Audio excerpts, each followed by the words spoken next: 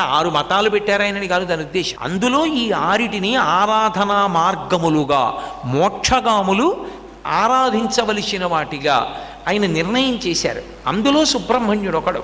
సుబ్రహ్మణ్యుడు ద్వైమాతురుడు, అంటే గంగ స్పర్శ కలిగిన వాడు. దీని వలన లక్షణం ఆయన స్మరణము పాపములను నశింపచేసి ఆయనగా మారుస్తుంది. ఆయనే అవుతాడు, ఇంకోటి అవడం ఉండదు. తాను ఆత్మ అవడమే కదండి మోక్షం అంటే. నేను ఆత్మ అని ఎరుకలోకి రావడమే మోక్షం.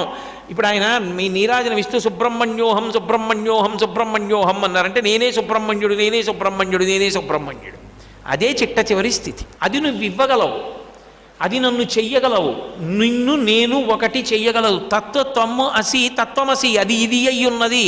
తత్వమసి మహావాక్యమే సుబ్రహ్మణ్యోహం.